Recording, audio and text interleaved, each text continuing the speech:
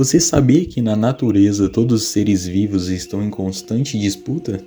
Essa disputa, chamada de competição, é um dos processos ecológicos mais importantes, influenciando a sobrevivência, a evolução e a dinâmica dos ecossistemas. No vídeo de hoje vamos explorar detalhadamente os dois tipos principais de competição, a intraespecífica, entre indivíduos da mesma espécie, e a interespecífica, entre espécies diferentes. Vamos entender como isso regula populações, molda o comportamento das espécies e até determina quem sobrevive em determinados ambientes. A competição intraespecífica ocorre quando indivíduos da mesma espécie disputam recursos limitados, como alimento, água, espaço ou parceiros para reprodução. Essa competição é crucial porque regula o tamanho das populações e contribui para a seleção natural, favorecendo os indivíduos mais bem adaptados. Existem dois tipos principais de competição intraespecífica. Primeiro, a competição por exploração. Nesse caso, os indivíduos utilizam os recursos disponíveis sem interagir diretamente. Por exemplo, em uma floresta, árvores da mesma espécie competem por luz solar ao crescerem em direção ao topo, cada uma tentando absorver o máximo de luz possível. E segundo, a competição por interferência. Aqui, os indivíduos interagem diretamente, disputando ativamente os recursos. Por exemplo, em um lago, peixes da mesma espécie podem brigar por território de reprodução. Um exemplo interessante ocorre em uma população de lobos. Quando o número de indivíduos aumenta muito, a disputa por alimentos se intensifica. Isso pode levar à morte de indivíduos mais fracos ou à expulsão de alguns membros do grupo. Essa dinâmica ajuda a estabilizar a população, regulando-a de acordo com a capacidade de carga do ambiente. Competição interespecífica.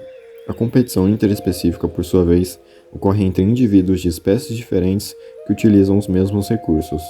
Assim como na intraespecífica, ela pode ser por exploração ou interferência. Um exemplo de competição por exploração é o de diferentes espécies de plantas competindo por nutrientes no solo. Cada planta tenta absorver o máximo de nutrientes, mesmo sem interagir diretamente. Já na competição por interferência, as interações são diretas, como ocorre entre hienas e leões, que disputam carcaças de presas. Um conceito fundamental aqui é o princípio da exclusão competitiva, também conhecido como princípio de Gauss.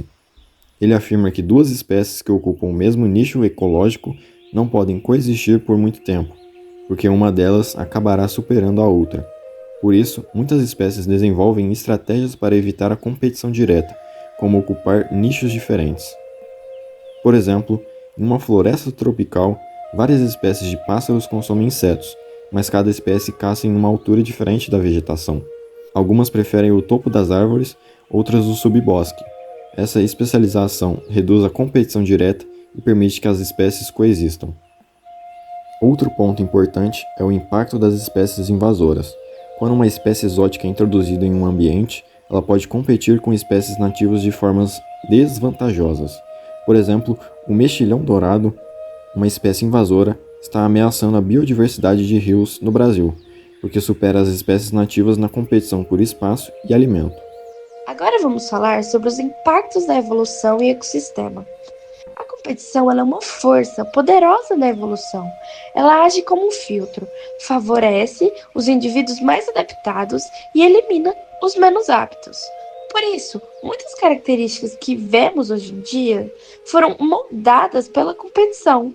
Por exemplo, os dentes afiados de predadores, como os tigres, e habilidades de camuflagem de presas, como os camaleões, são adaptações que surgiram para aumentar a chance de sobrevivência em ambientes competitivos.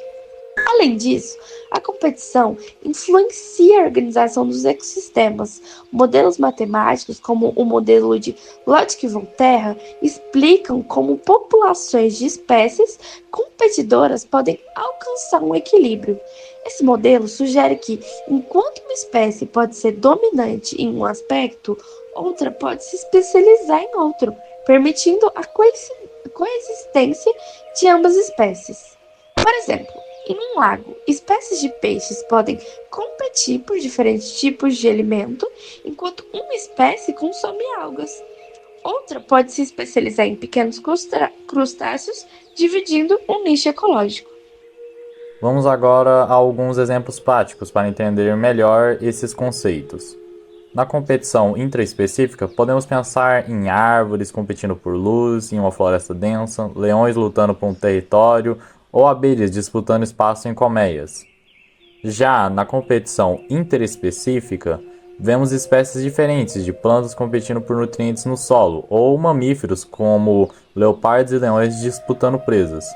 Um exemplo clássico e preocupante é o impacto de espécies invasoras, que muitas vezes superam espécies que são nativas e causam desequilíbrios. Uma curiosidade é que até organismos microscópicos competem. Bactérias em um mesmo ambiente liberam substâncias químicas para inibir o crescimento de outras espécies competidoras. Esse comportamento inspirou a criação de antibióticos.